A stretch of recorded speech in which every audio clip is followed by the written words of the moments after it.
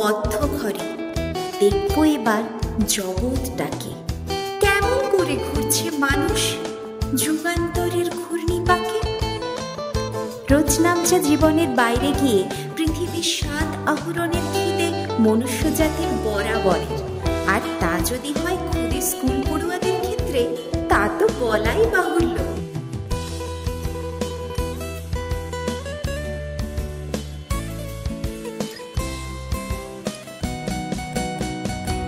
কিশোরদের ভরপুর উন্মাদনাকে সাক্ষী রেখে আজ আমাদের প্রিয় বিদ্যালয় নির্মল হৃদয় আশ্রম ক্যাথলিক চার্চ বালক বিভাগের কুইজ প্রতিযোগিতা অনুষ্ঠিত হল। প্ল্যাটিনাম জুবিলি ইয়ারের সাংস্কৃতিক প্রতিযোগিতার সর্বশেষ দিনের আকর্ষণ ছিল এই কুইজ। সাফল্যের সাথে এটি পরিচালনা করেন শ্রদ্ধেয় সত্যজিৎ মন্ডল স্যার এবং সহায়তায় সৌমেন স্যার, সুমিত স্যার, তনয় স্যার, স্কোর বোর্ডের দায়িত্বে থাকা শ্রদ্ধেয় মানস স্যার, দীপঙ্কর স্যার দক্ষতার সাথে প্রতিযোগিতা এগিয়ে নিয়ে চলেন। এছাড়াও বিদ্যালয়ের সকল শিক্ষক, শিক্ষিকা, শিক্ষাকর্মী উপস্থিত থেকে ছাত্রদের মনোবল সুদৃঢ় করার প্রয়াস রেখেছেন। চলুন দেখে নিই আজকের সেই প্রতিযোগিতার মনোগ্রাহী কিছু ঝলক। কোন প্রাক্তন প্রধানমন্ত্রীর রেকর্ড ভেঙে রিসেন্টলি নরেন্দ্র মোদী ভারতের দ্বিতীয় বৃহত্তম বা দীর্ঘতম প্রধানমন্ত্রী হলেন?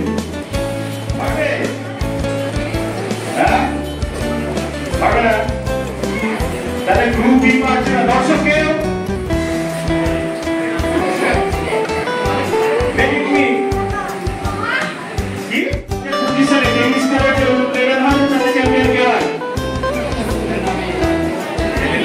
ছেলে ছেলে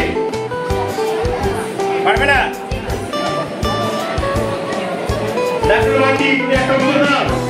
হ্যাঁ, আলকাস হেরে গেছিল। আলকাস ফাইনালে বলেছিল কিন্তু হেরে গেছিল। পারবে না, গ্রুপে একটা উত্তর পারবে না। পারফরমেন্স খুব বাজে এবার এই বছর দেখছি। পৃথিবীতে দ্রুতগামী পতঙ্গ হচ্ছে ড্রাগন ফ্লাই। পশ্চিমবঙ্গের কোথায় অবরের চাষ হয়? জলপাইগুড়িতে। জ্যামিতির জনক কে পারবে? জ্যামিতির জনক হাইড্রোজেন হাইড্রেন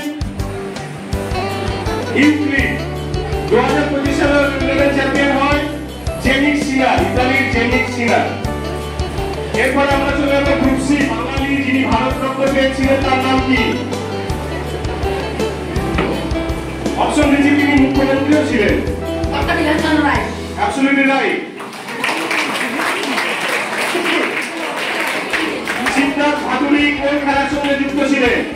সিদ্ধার্থ ভাদুড়ি কোন খেলার সঙ্গে যুক্ত ছিলেন? Football. Absolutely right. Jim Corbett জাতীয় উদ্যান কোন রাজ্যে অবস্থিত? জিম করবেট জেলা বলতে হবে, রাজ্য বলতে হবে। জিম করবেট জাতীয় উদ্যান কোন রাজ্যে অবস্থিত? কর্ণাটক। কি বলবে? দিল্লি। আপনারা আরেকবার চালান। সঠিক উত্তর নৈনিতাল, উত্তরাখণ্ড। এরা পাঁচের মধ্যে চারটে পেরেছে। খুব ভালো পারফরম্যান্স পেরেছে। Group C point 16।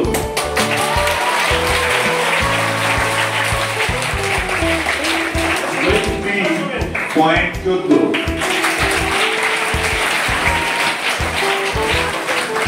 Group E point 2।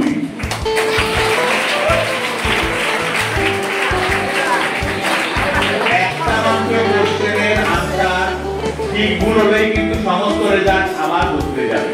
Group ই একটু পিছিয়ে, সুতরাং সবাই চেষ্টা করো যাতে আরো ভালো করে কম্পিটিশন হয়। Thank you.